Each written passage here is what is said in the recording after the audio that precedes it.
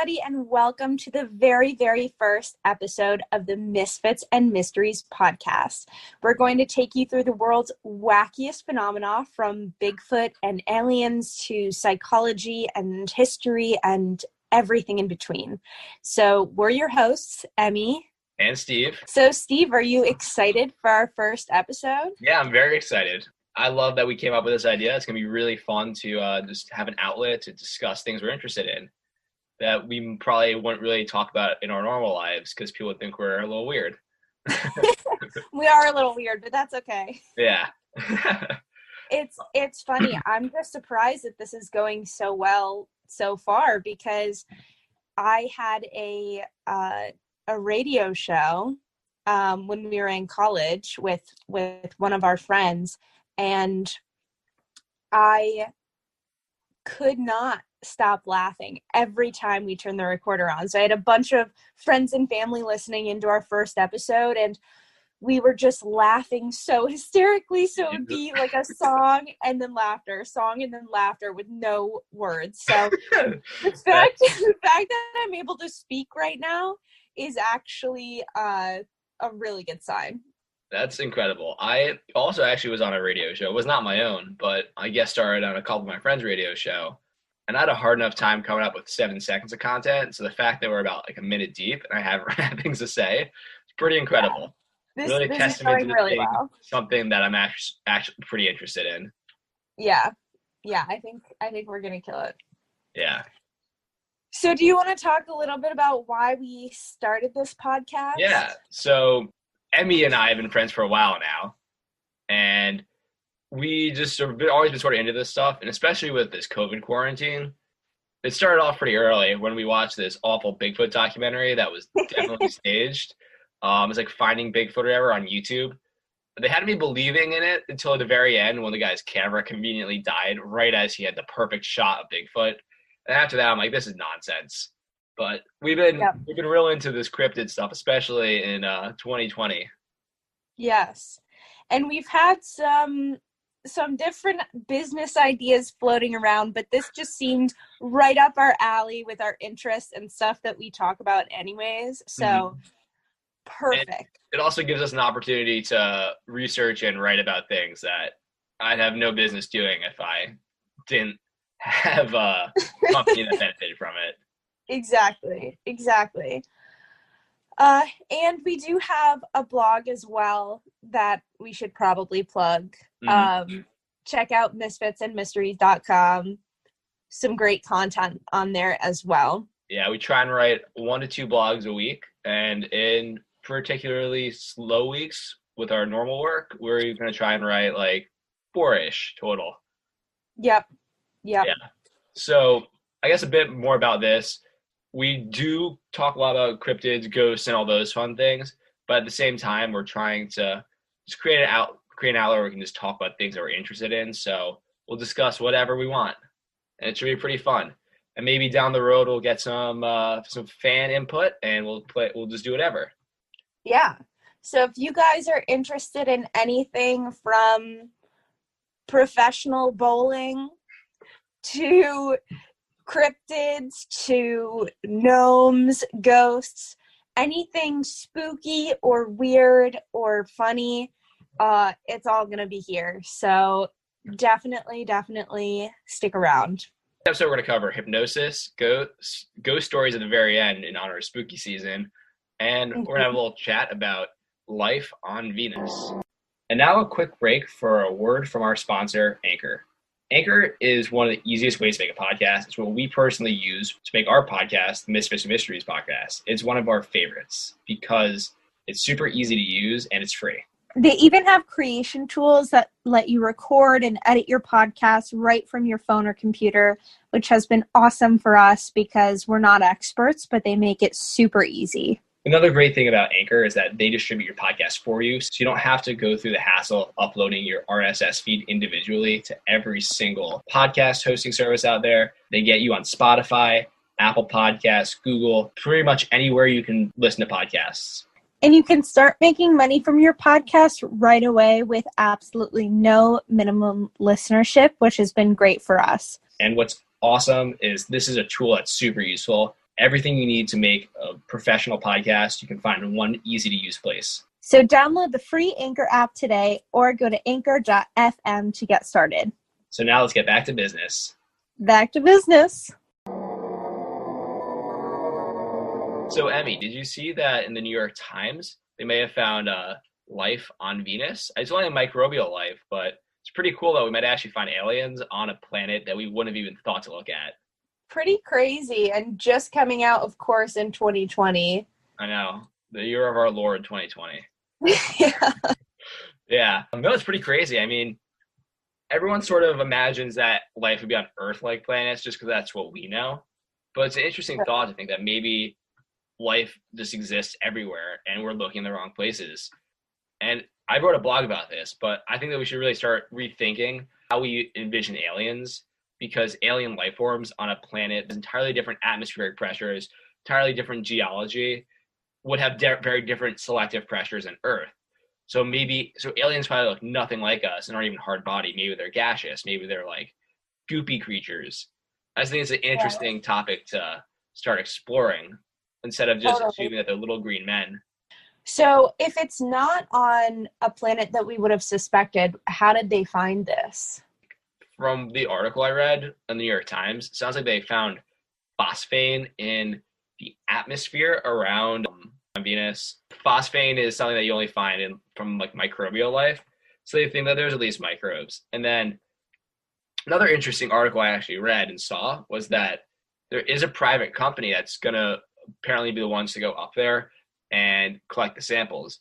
And my concern is that they're going to bring those things back to Earth. And we're going to get something much worse than COVID-19. Oh, God, you're so right. Yeah. And something that we haven't been exposed to ever. I know. I feel like very best case scenario, these things just die in our atmosphere and we don't learn anything about them. Yeah. I just have seen like the Alien movies a few too many times to really warrant us bringing something home. I mean, during COVID, I watched all the Alien movies because I've just been so bored. And let me tell you what, they do drop off a bit. Alien 3 is trash, but Alien 2 is really fun, and the fourth one is really, really fun as well. Highly recommend. You know what else I saw recently in the news, Steve, is in New Jersey, there were all of these sightings of a UFO, and all of these videos were going viral of this saucer-shaped flying thing, which, of course, like you and I find really exciting. Yeah. Because I really want to believe in UFOs. But it turns out that all of these viral videos were just of the Goodyear blimp flying around and people mistaking it for a flying saucer. Was this past Sunday? This past Monday, right? Yeah. Like it. Yeah, that was, so they were definitely flying over the Pittsburgh Steelers, New York Giants game in the Meadowlands. Yeah. Like they do all the time. Yeah. And it just so happened that these videos went viral and people were freaking out about it. That's hysterical. And it kind of fit in perfectly because we had just put up a blog on our site about UFOs and about how people should take UFO investigations more seriously. Because, there have been some recent sightings from some really credible people actually in the Air Force, and they just see these crafts that are going at incredible speeds. It's called the Tic Tac UFO because it was shaped like a white, like really shiny Tic Tac, and it was going at incredible speeds. It could hover and drop really quickly, and it seemed to be following these two fighter jets, and they were on the radio like, what what the heck is this? And they noticed that it could teleport, so they would see it and then it would be gone, and then in another couple miles it would just appear again. Are we sure it didn't just turn invisible? Maybe it has invisibility. That'd be pretty cool. Yeah, they have absolutely no leads for what this is. I mean, it could be some kind of foreign intelligence thing, but it's just so far beyond the technology that we have right now that it seems crazy that something like that would just be out there in the sky. That is pretty cool. So exciting stuff happening in the UFO and alien world right now. You ever thought about why the aliens would actually even want to come to Earth? I just feel like I do buy that there are aliens out there, because it'd be crazy if there weren't. But yeah, my biggest holdup with UFOs is, why do they want to come to this planet?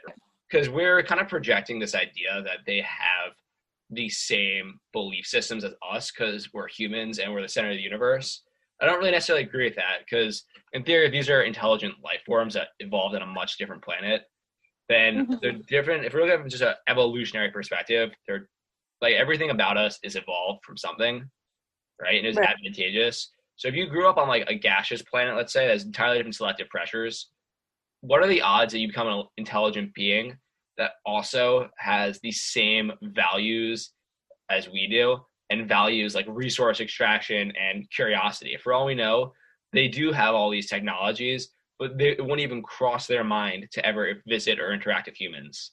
I mean, that's such a foreign concept to them. Yeah, I mean, that's a great point.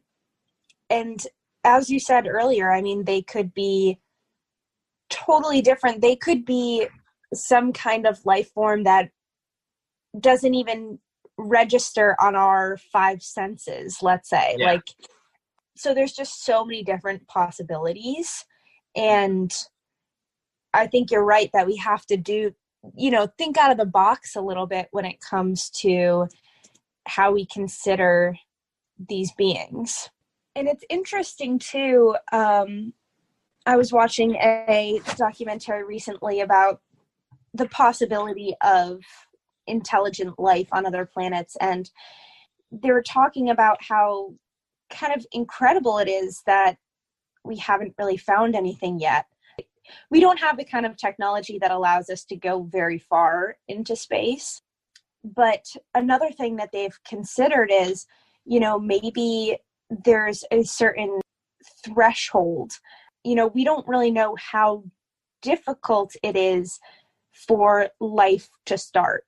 And maybe it was very, very incredible that it started on Earth and has lasted this long. And maybe it takes a lot longer than we would have ever expected.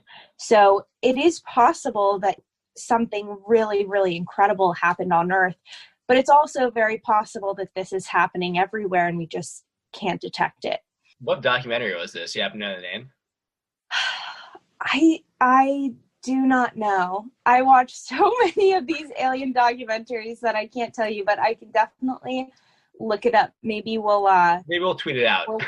Yeah, maybe we'll put it in the episode notes or something. Yeah, awesome. And then I guess interesting point to that is, what if in life existed on other planets, but what if we're just like the last planet to have it?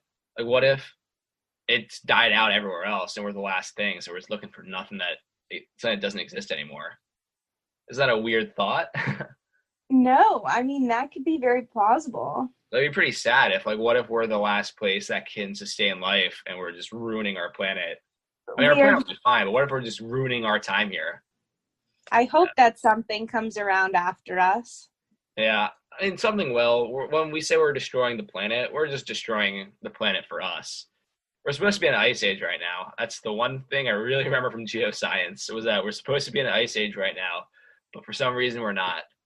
So that means that we're screwing something up somewhere along the way. As long as we don't turn into like a fiery ball of something. Yeah.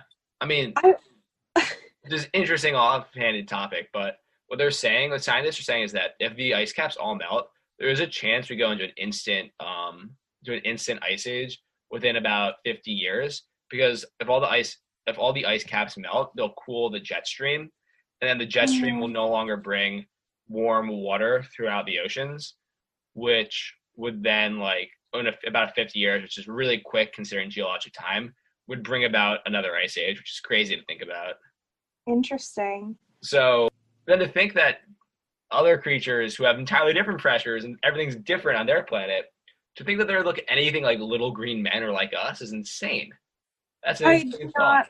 not think that they're little green men. Oh, No way.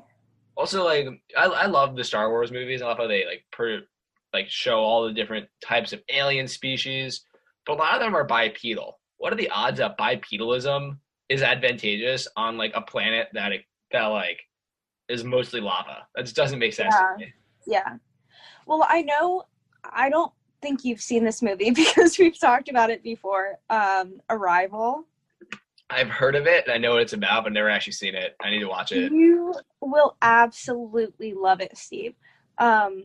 But I won't give anything away for you or for the listeners, but basically the premise is this alien life comes to Earth, and it is a gaseous being that can kind of like shapeshift, and they have to figure out a way to communicate with this being that it is just so different from us, and has no concept of spoken language or anything like that. So it's really, really interesting. That's the other thing. Is like, how are we going to communicate with aliens? If I don't know like Chinese, it's hard enough for me to communicate with someone in China. How the hell am I going to communicate in English to an alien who has no conception of a language that has the same laws as our languages do? It makes no sense. It's going to be really difficult to communicate with them. I don't see that happening anytime soon. Yeah, I mean, a while ago they sent up that probe into space that has like a bunch of different human sounds. Like the gold CD thing? Yes. Yeah. And it plays like a ton of different languages and like babies laughing and all of that. And I just remember thinking like, what if this thing doesn't have ears? You know, like like this could just be so silly. And I guess we have to try. I mean, what else are we gonna do? But they could have given them like a DVD that played the images of the noise. That's a very good point. They're probably gonna find this thing and be like, these stupid beings are still on CDs. Like, come on. Yeah, right? Either that or like they'd be freaked out. How freaked out would you be if you found this CD? Also, who does to say that like the intelligent life form who's in charge finds it and not like just a random person? And then no one. What if there's like another intelligent life out there and they discover this and it's like the equivalent of like a farmer that no one believes brings this CD to the government. Everyone's like, oh, it's fake. It's a fraud. Yeah. and then they don't believe nuts. Everybody just forgets about it. Yeah. What if they don't believe in humans and humans don't believe in them? That's such a good point. I've never really thought of that, but like that's totally what would happen here. I know, like just because it's not like it's gonna drop on like the president's doorstep. Like I know. We're sending that out to like a random. We're probably gonna like get caught. It's gonna be someone's like the least trustworthy person, and the entire alien race is gonna discover it, and then they're gonna be like, "Yeah, this is a fraud." Humans, what a joke! They don't exist. They don't exist. And furthermore, it's like if I found a thing of alien languages, I wouldn't know what the hell it was. I think it's nonsense. Yeah, I mean, if anything, you might think that it's like some artifact from a really long time ago. Yeah, I mean, it's a CD, so it is from a pretty long time ago, but yeah, no, or it was a record. Ancient history. Ancient history is a golden record. When did they shoot that up there, like the 90s? Or was it the 2000s? I think it was in the 2000s. I feel like it was our lifetime, so. It definitely was. Yeah, so it was. We're dating ourselves here. So I think next, Steve, I want to totally switch gears and talk about hypnosis. All right, sounds good to me. You will pay attention for a time, and soon your thoughts shall all be mine. Watch the pretty coin of gold, and you will do as you are told. Hypnosis is something that has completely fascinated me, and I didn't always think that it was real. but it totally is. So have you ever been hypnotized, Steve? No, my mother says I'm not able to relax. I don't sit still long enough. And I've never been selected for one of those things I have at school. I don't think it would work on me because I'm not even a napper, so I find it hard to believe that I'd be able to sit in a chair long enough with my eyes closed to have someone hypnotize me. Right. And then have me do something and make a fool of myself. I just don't think that I could like fake it, but I just don't think I'd be able to be hypnotized. I don't think I'd relax enough to do that. Well, that's interesting because they kind of have like this from my limited research that I've done, I think there's 3 kind of criteria that you have to hit to actually be hypnotized. So first you have to want to be hypnotized. You can't be hypnotized against your will. Strike 1 for me right there. Yep, there you go. You must believe that you can be hypnotized. Strike 2. And then you must feel comfortable and relaxed. Yep, no. So I think that's 3 strikes for you. I'm out. I can't do that. Just swinging a miss right there. So is this sort of like a placebo effect type deal where the people who want to believe, or not people who want to believe, where you can trick yourself or your body into curing itself of something without actually needing medicine? Because the placebo effect's not fake. No, it's like the medical community, or not medical community, that's not true. That the like big pharma likes to treat it like it's that they need to beat because they want to be able to sell more drugs. But at the end of the day, all it really is a way to. It's just like a natural bodily response. It happens to fix pretty much everything. You know, you make a great point about the placebo effect, and that's actually one of the explanations that experts have thrown out there for why hypnosis happens, because there's a few different schools of thought. Like the true believers think that hypnosis allows you to access your subconscious mind. So you are letting your conscious mind, all of your worries and troubles, take a back seat and just giving access to like your very raw self. But then the other school of thought is it's just sort of a placebo effect where you're not actually being in a trance-like state. You're just able to believe that you are because of the social pressure and the influence of this hypnotizer, which makes sense. You know, if you're on a stage of people and this person is saying, I will be able to hypnotize you, you're definitely more likely to believe that. But it is kind of a controversy within the community. Either way is the same result, though, that people are kind of put into this trance-like state where they're heightened to suggestibility.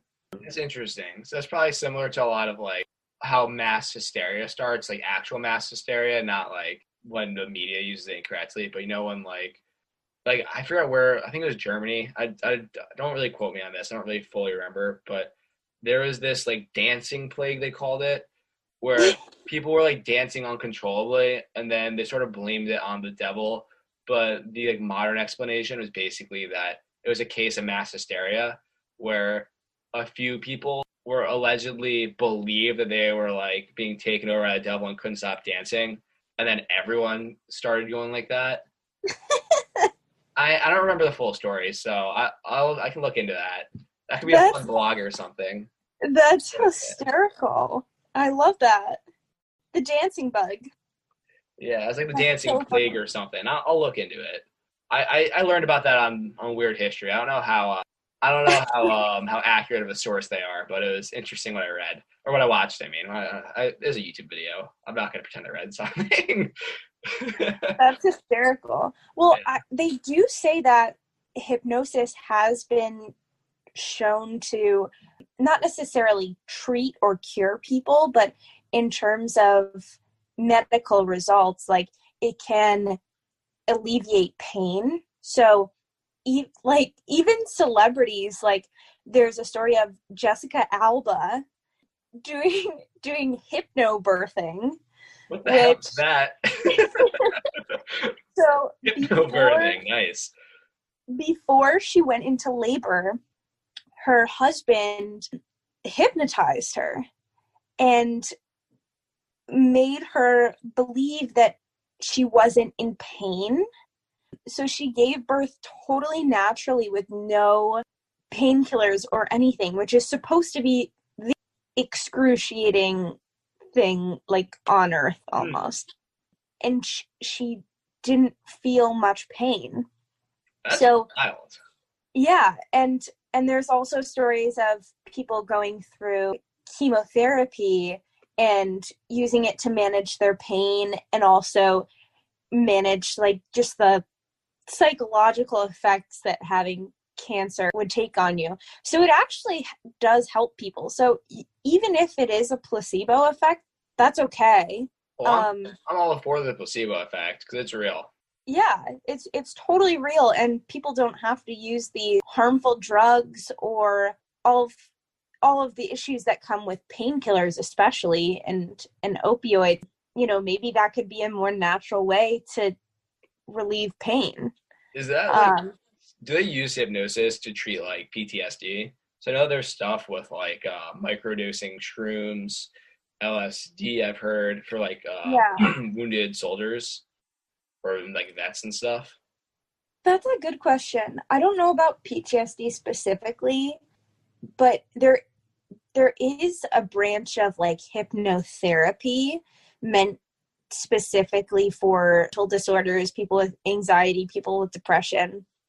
And the whole premise of it is that you're supposed to be able to use hypnosis because it's, in theory, accessing your subconscious mind.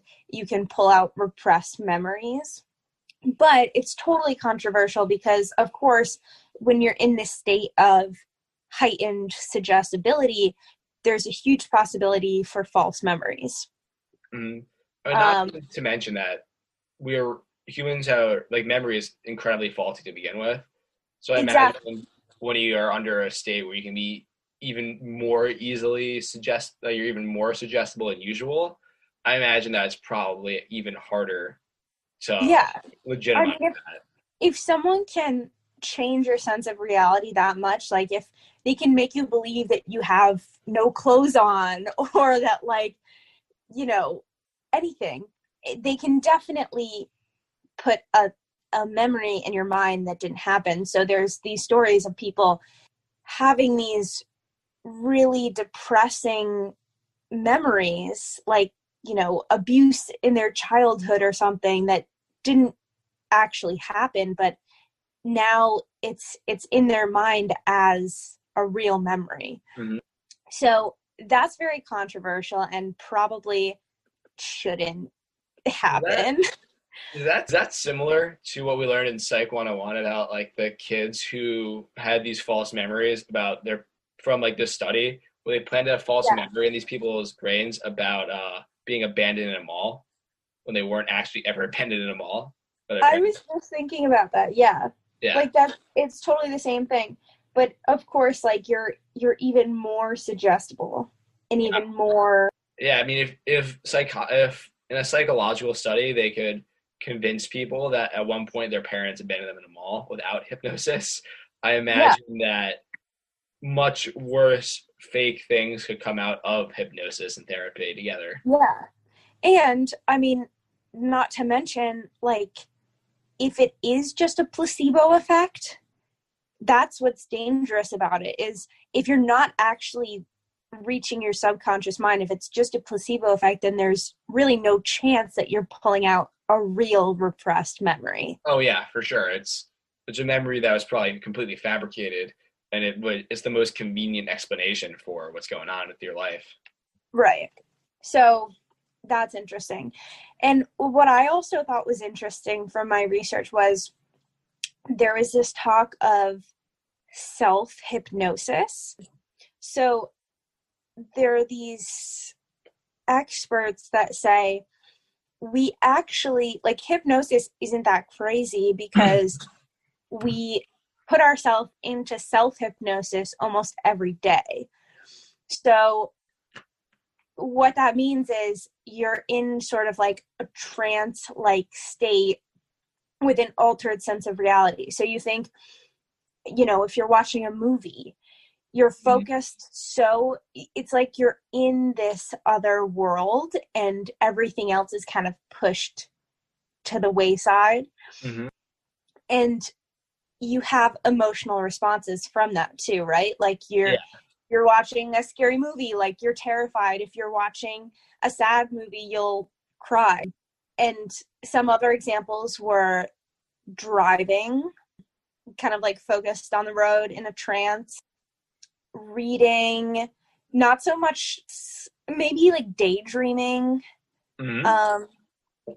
But I thought that was interesting that some people think that we're actually in hypnosis like all the time. That's pretty cool. So just a question about hypnosis. I don't know if you know the answer at all, but is it like in the Scooby-Doo episodes when we were kids where they'd be like, you're getting very sleepy, and they have like a stopwatch, like a pocket watch going back and forth, and then like instantly the person gets mesmerized and like gets goes under hypnosis. They can't stop staring at a freaking like like pocket watch, and they get hypnotized in like a minute. Is it like that, or do they do something special? So anyone can actually do hypnosis. It's not like a pocket. Like, do you have to like be staring at something that's going back and forth, or is that just from like Scooby-Doo world? So I think like traditionally that's what they would use, like in the olden days, like that's how they would hypnotize people, but sort of like for show. But there's a few different ways that you can hypnotize someone. So the first and like most popular thing that you would think of is eye fixation. So again, like something swinging in front of you, but it's really just a way to calm your mind a little bit and just get you focusing on one thing. But it's actually, they say, not the most effective way. So some other things that you can do, this seems a little scary, honestly, but so it's called rapid commands. So you give out, like it sounds like, some forceful, convincing commands. Like you might start with, your arms are very relaxed or something. And then you kind of build your way up to like you're floating on a cloud or something like that. So kind of taking someone through it more gradually. So is that sort of like what they do on those shows, and they get like hypnotists to come to a high school or college? Yeah, I think that's the most popular and most effective for like a stage hypnosis. And also you're more susceptible to something like that, again, because like you're on edge, you're in front of everybody.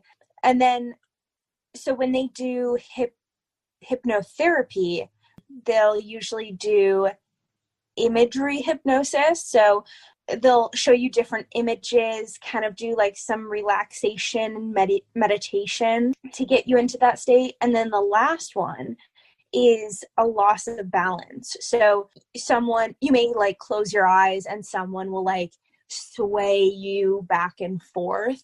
And that's like a very natural human thing to get relaxed by something like that. Rocking a baby back and forth. Exactly. It's like rocking a baby. Like, so when you rock your baby to sleep, are you hypnotizing your baby?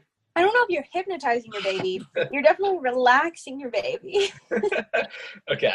Good to know. So maybe that's something we should try, Steve. Maybe we should try hypnotizing each other. We could try that.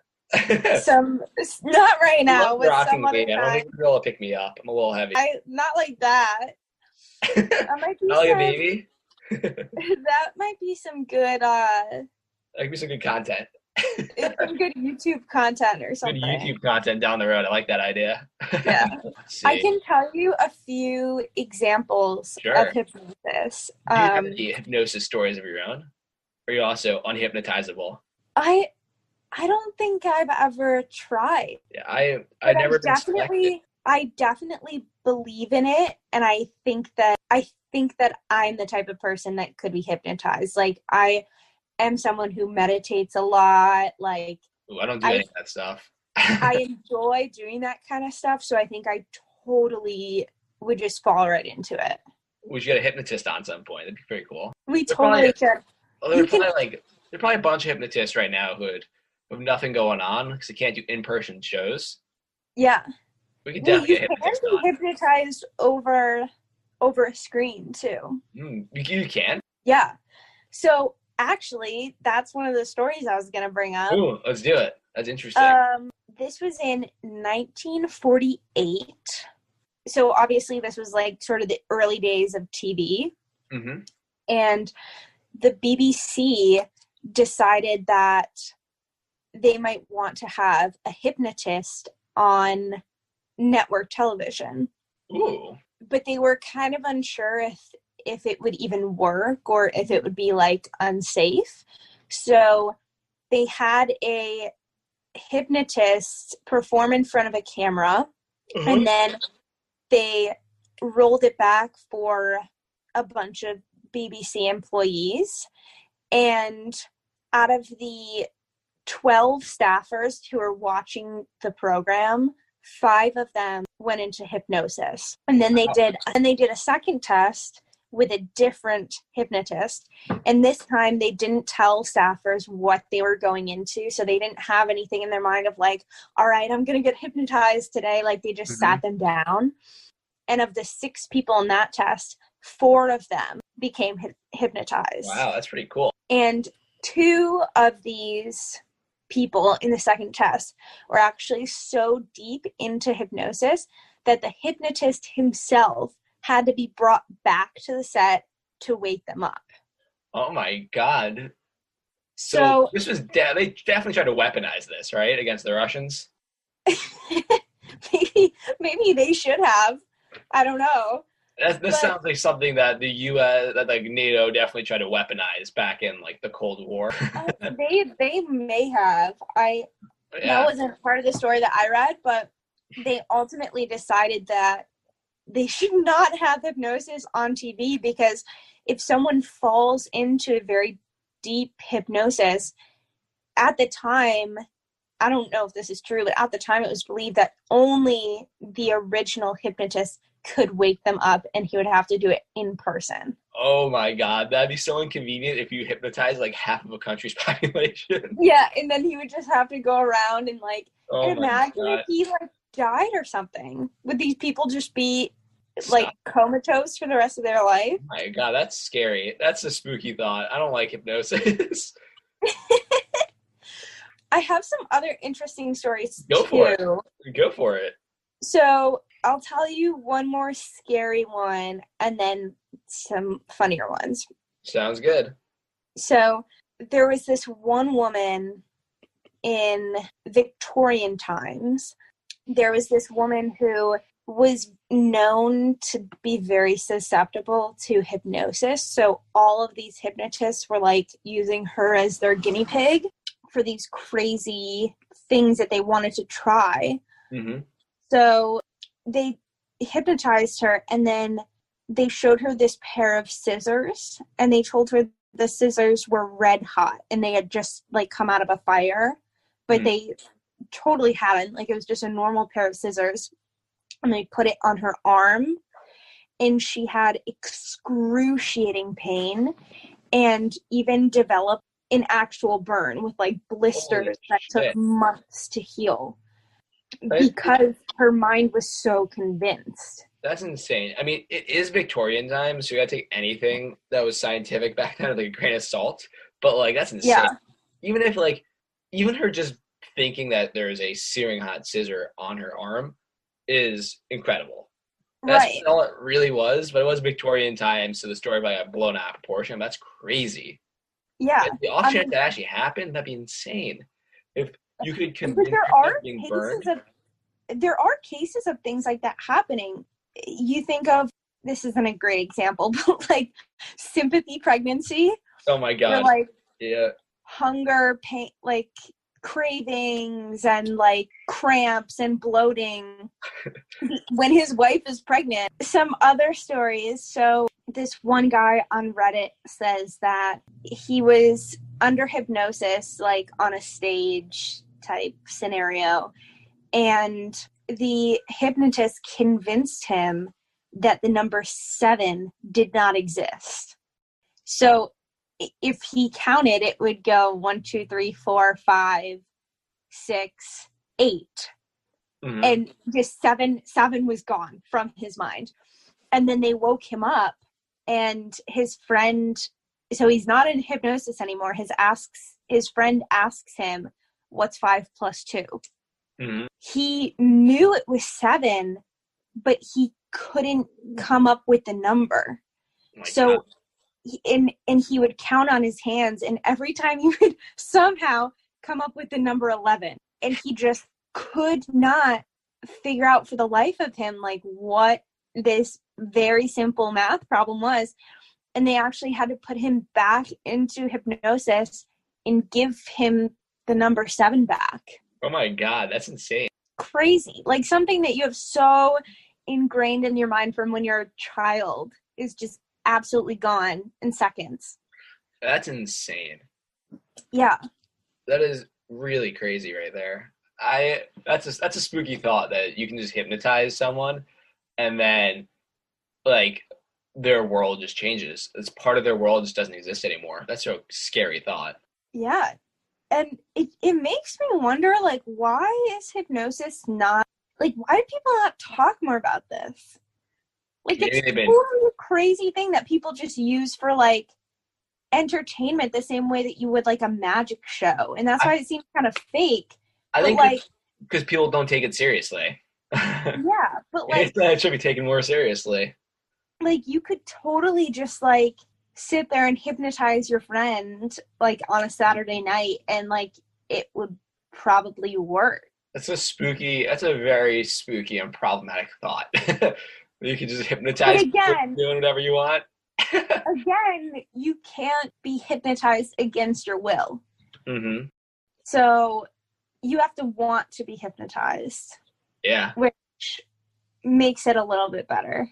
That's a spooky thought though. Yeah. And I mean, it's not like, not everyone who gets hypnotized is like hypnotized forever. Like even in those shows that you watch, people will sort of wake up and then they're just shuffled off stage. Yeah. It's just the really susceptible ones who lose the ability to remember the number. Yeah, which I think would totally be me. Like, I think I would get so lost in the sauce. I don't think I'd be able to relax enough to be hypnotized. I just think that I'm not capable.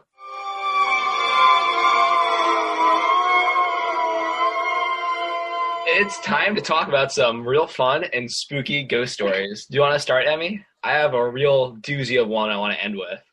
Yeah, sure. So I think this is perfect for spooky season. So my really good family friends have a lake house that used to be a hotel back in the 1800s. So I think there's 34 rooms, and they've kept it pretty much in the same condition that it was back then. Obviously, you know, you have to restore some stuff, but it looks very old-timey. You don't get any service, that kind of thing. So it's a spooky place to go to, especially when you're a kid. And my family would go up there all the time, and we'd use their boat and the kayaks and everything. But then at night, you have to stay in this haunted hotel where people have died. That's a no for me. I don't fully believe in ghosts, but I also believe that things can be haunted, and I've definitely seen a ghost, which I'll talk about later. But I don't really believe in them, but I believe in haunted houses. Yeah, totally. And so this one night, there was only one bed in every room because they were very tiny, sort of like, again, old-timey rooms. But my sister and I would always share a bed because we were so freaked out. And this place has been on ghost hunters as well. Like, it's legit. So we were sleeping that night, and all of a sudden there's like a little alarm clock in the corner. I wake up and it's exactly 3 a.m. So demon hour. Okay. Yeah. Wake up exactly at 3 a.m. and I hear this static, and there's a very old radio sitting in the corner. Oof. And the lights are on, and I'm out. and the static keeps getting louder and louder and louder and louder. And my sister wakes up too, and we're just looking at each other like, what the hell is going on? And I think we just grabbed each other and like sort of wrote it out. And then all of a sudden it cuts off, lights go off, static goes off. For the rest of the night, it's nothing. So we sort of like whimper our way through the night, like get to the morning, and as soon as it's light out, we go downstairs and we tell our family friend who owns the place, like, you know, this crazy thing happened. Like, but at the time we were kind of like, all right, like that's scary, but like, you know, it's an old place, like the electrical stuff was probably weird, something like that. It's not functioning at 3 a.m. Yeah, like we were half asleep, but the fact that we both remembered it happened meant that it wasn't a dream, you know? Scary. Yeah. How did you fall asleep after that? Because I would not be able to fall asleep. We barely did, but that's why I'm so glad I wasn't in the room by myself. Oh, no way. That's terrible. I'm afraid No of haunted houses. Like I said, I don't really believe in ghosts, but I also don't want to meet a ghost because that's a little spooky. They made Casper the friendly ghost, but that's it. Like, I don't need to. I don't need to be proven wrong here. Yeah.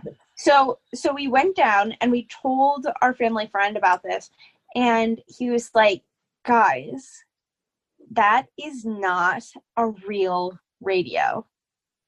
Oh my God, no. We go upstairs. I swear to God, Steve, I swear to God, we go upstairs and look at the radio with him. It is a fake fucking radio. It's not, it doesn't even have a plug to be plugged in. Like it was. Why is there a big radio in a room? That's what I want to know. Because they want to have this aesthetic of like, you know, it's like very old timey, and you cannot turn it on. It's like a decoration. That is the most terrifying thing. Were they surprised you told them the story, or did they know that they were ghosts at that time?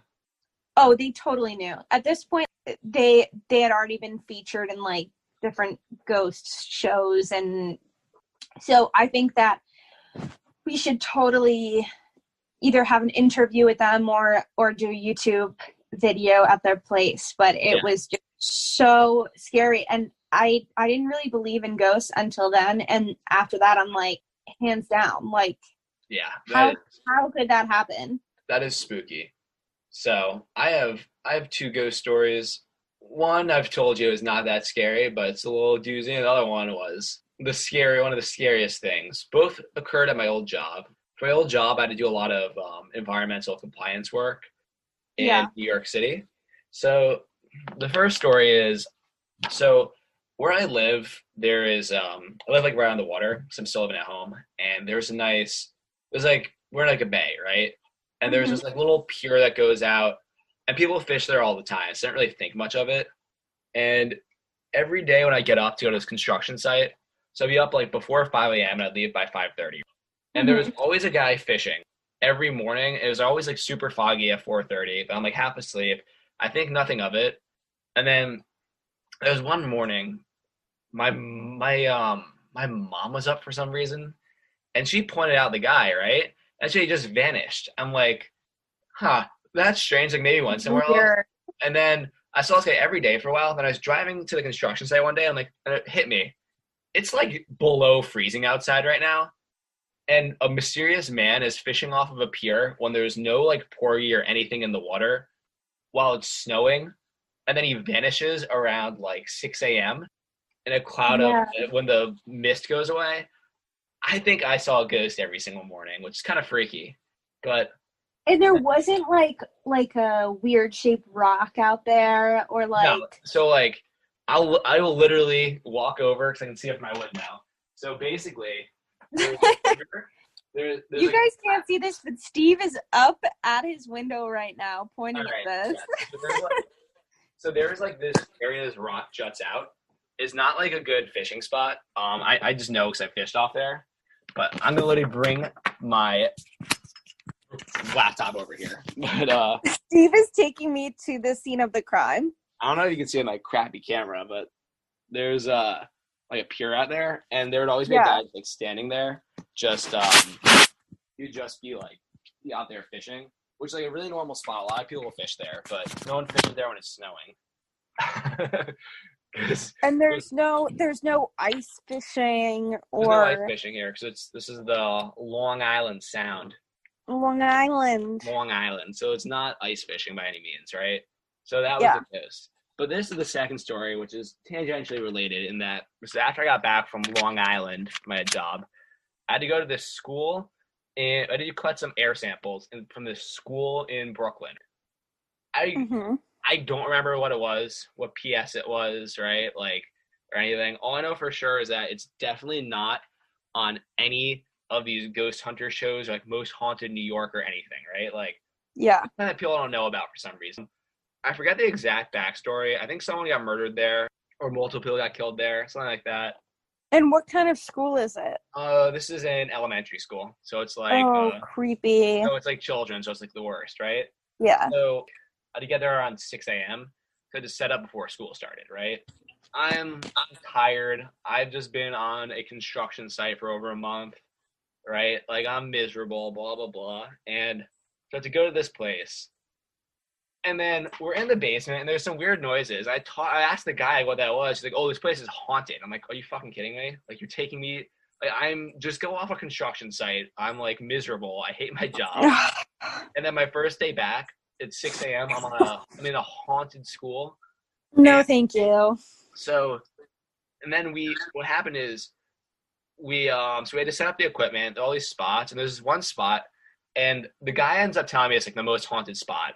Which I'll tell the story of like the haunted stuff in a bit, but I'll tell you my part of the story, right? So we set up this equipment in this one section which says the most haunted area. It's like the coldest, creepiest part of this basement. Just like imagine like I don't know if you ever seen like the boiler room of a elementary school that was built in like the 50s or even earlier maybe. Those are unpleasant areas, right? Like they're creepy to begin with. Right. There's probably actual scary things I don't want to see, like cockroaches, rats, all that stuff. Yeah. So basically, we set up this equipment all over the place, and then we come back. So I did at 6 a.m. I did come back at like the end of the school day to collect the samples. And this one spot, the canister is toppled over, right? No one goes down there. It's like freaky shit. I was with this guy, and then so after we collect the samples, he starts. So I'll get to that in a second, actually. So then basically collect these samples, and when we analyze by the lab, all of them come back with results. And so usually if you screw up, let's say you like screw up the canister, it'll give you like some rates or something, but like it's clearly wrong.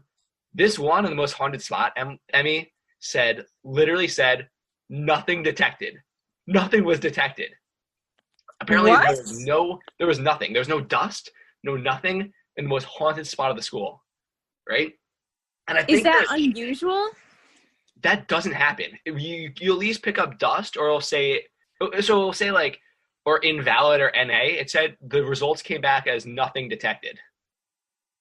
Bizarre. And we think that we might have accidentally sent a ghost to the lab, which is spooky enough. But so I was talking to the guy there, right? He's like the head janitor or janitorial engineer, as I like to be called. Yeah. And so he told me some stories about how haunted this place is. So there was two. The one I remember that scared me the most, which I'll tell you both, but the one that scared me the most is there was this guy who worked for them who was there very first night. He quit that night, right? So very first night, he's there alone. He has his headphones in.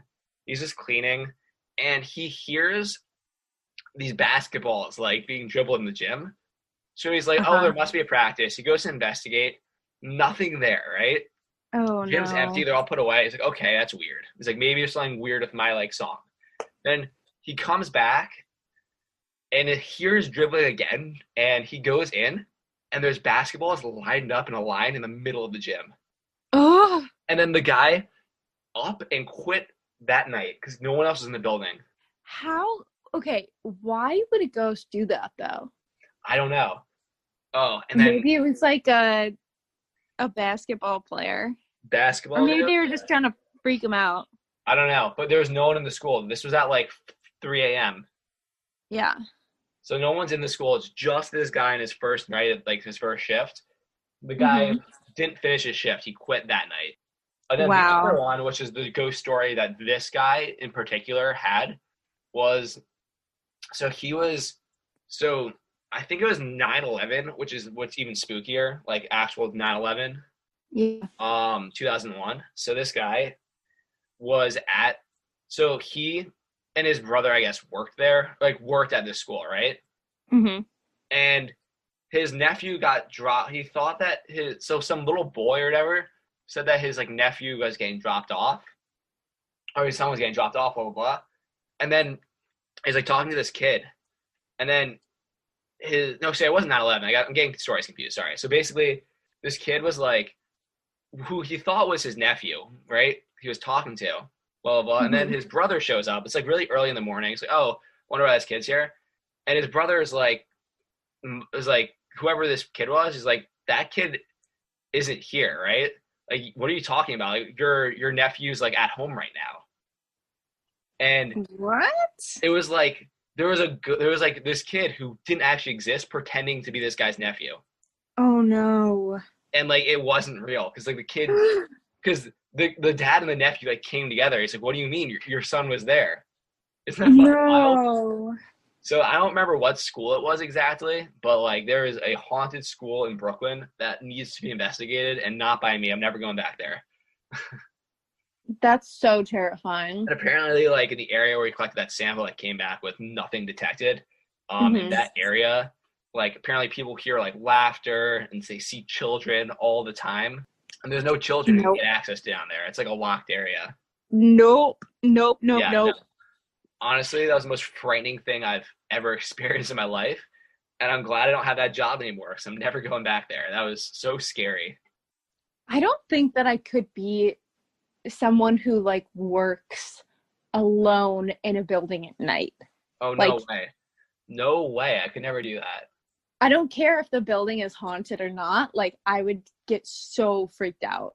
Yeah, I mean, I would just think I was going to get murdered. I wouldn't think like I get freaked out in my own basement by myself. Like I could not take like being in a place like that alone, let alone if it's haunted. No, thank you.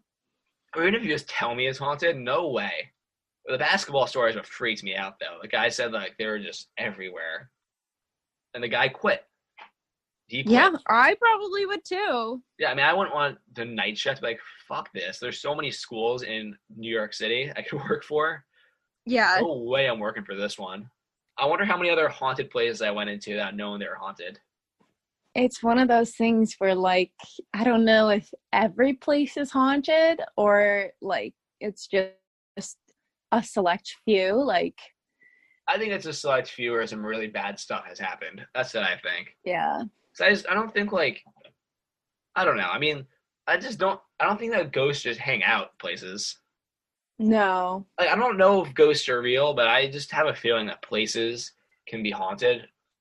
And even if they're not like haunted. Some kind of like bad energy. Yeah, bad energy. Like an abandoned insane asylum. No way that's not haunted. Yeah. I think I don't know if I believe in ghosts, but I definitely like I'm afraid of them. Oh, I'm terrified. Terrified. You know, like it doesn't make sense to my rational brain, but at the same time, like if there was a ghost in front of me, I'd be like, yeah, like that's I know that makes sense. They 100% exist, but they also don't exist. You know? Yeah. I think that there are evil spirits of some sort that inhabit some buildings. I'm thinking of places I would never go. Like I would never stay overnight even though I don't believe in ghosts, I would never buy a house that someone was murdered in because it's not worth the risk. Because what if I'm No. wrong, If I'm wrong, then that's miserable and I can't sell that place. I wouldn't purposely stay over in a haunted hotel, but I guess if we're going to make content and someone wants to sponsor us and pay us to do it, I would consider it. I don't know. And no way in hell I'm going inside of an abandoned asylum. No way. No way. But at the same time, like, I love haunted houses, like that you go in at Halloween. So my thing with haunted houses, I love a haunted house, but I startle kind of easily, so I'm liable to accidentally punch someone in the face. Yeah. That's not good. I'd be really bad if I did that, especially as an adult. I get so freaked out in haunted houses. Like, some people can just like tell themselves that it's fake and just like walk through there and like not be bothered by it, but I go insane. Yeah, I lose my cool when it comes to jump scares. They just startle me too much because it's never like I'm afraid of what I'm seeing. It's more just like something just jumped out at me and it's freaking me out, and I have like a fight or flight response. And it's usually a bit of both. It's usually like I'm gonna punch you in the face and I'm gonna run away. It's never like one or the other. Yeah. It's like a fight to flight response for me. Well, I don't know. Have you ever gone to, I won't say the name because I don't want to pinpoint our location, but yeah, near where we went to school, the haunted house? No. Like, is it a real haunted house or like the fun one? So it like was an old asylum that they have turned into a like spooky haunted house. I mean, I just told you I would never go inside of a asylum. But it's like a Halloween haunted house. No, I know, but I just won't go inside of an asylum in general. So no way I want that. All right. Well, it's literally the most terrifying place I've ever been in my life. Like, I can't remember what it's called right now, but did you ever watch the documentary on Netflix about haunted houses? It's so cool. No, It's like King of the Scare or something. You should watch it. I can figure out what the name is. Just literally, if you type in haunted house documentary, you'll find it. It is one of the most incredible films I've watched, because these people, they spend their entire year just to put on a performance for 1 month. Yeah. It is incredible. And one of the people, he has like the most scary haunted house ever. You have to go through like a psych eval before you can do it. Oh, is that the one where it's like 3 hours long and they like put you in a coffin and like they do like actual awful things too? Yes. No, that sounds terrible. I don't know why you would ever do that. That doesn't sound scary. It just sounds like torture. Yeah, like you're paying for people to like torture you. I know. You have to be like a real sick pup to want that. I thought they shut that down actually because people were like, well, I don't think they could because they had everyone, like, they did everything by the book. Like, you have to get a psych eval, you have to be physically fit, you have to have like a clean bill of health, and you sign like a waiver that you can't sue. I think I would have an actual heart attack. I would have PTSD. I'm in great shape and I'd have a heart attack. Yeah, like I totally, no way. I love haunted houses, but it's also a thing where like when you're at a haunted house, at the back of your mind, you know, like, okay, this person can't touch me, this person can't hurt me. Yeah. And you know that you're going to be able to walk out in like 10 minutes. But being in there for hours and hours, and I think in those ones they can like touch you and put fake blood on you and I know. No. I think they can make you like puke by like making you eat things, which is disgusting. Did they really do that? I could be misremembering. I hope I'm misremembering, but yeah. Nope. Have you ever gone on a haunted hayride? Yeah, I don't think those are as scary though. I mean, the last like scary one I went on, I was like between the ages of like 6 and 8. So it was really, really, really scary. But I don't know though. It might have not been. Yeah. Because you just think like in an actual haunted house, like they can get so much closer to you. Mm-hmm. And like you can be like trapped in a little area, like corner of the room. but this is like the wagon's just gonna keep going. I mean, there was a kid who's clearly an actor now that I'm an adult, but they removed a kid from the hayride, which is like, oh shit, that could have been me. Seriously. Yeah, it's like that could have been me, but also I was like 8. Yeah. It was the one I'm thinking of. You like go through the woods is pretty cool, but like also terrifying when I was a little kid. Yeah. Well, I went to one in it's not Salem. It's the place where the haunted the Headless Horseman story originated. Yeah, Sleepy Hollow. Sleepy Hollow. Yes. Last year I went to a haunted house in Sleepy Hollow, and it was so scary. And at one point there was this like witch or something who literally separated the two of us. And so I was over here like totally trapped against a wall with this witch, and then my friend just got like trapped in a different corner with a demon, and neither of us could move. And so we totally freaked out. And after we got through that part, we ran, like sprinted through the rest of the haunted house, and very quickly caught up to a different group. And we realized then that they were just trapping us so we wouldn't catch up to this other group. But we totally messed it up by just like sprinting up to them afterwards. That's like incredible. Completely backfired. Did you ever try and go to the what's the area called in Manhattan? There's a it's on the west side. Do you know where like the Intrepid is? What's that area called? I know what you're talking about, but I'm not gonna think of it. Yeah, that area. There's a haunted house there that I was supposed to go to, and then a lovely lady gave me mononucleosis, so I never got to go. It's supposed to be really scary. It's like just above Hell's Kitchen. It might still be Hell's Kitchen. I'm not positive. Yeah. Well, I don't know if haunted houses are even open this year. No, definitely not. That's gonna be like a 2021 thing.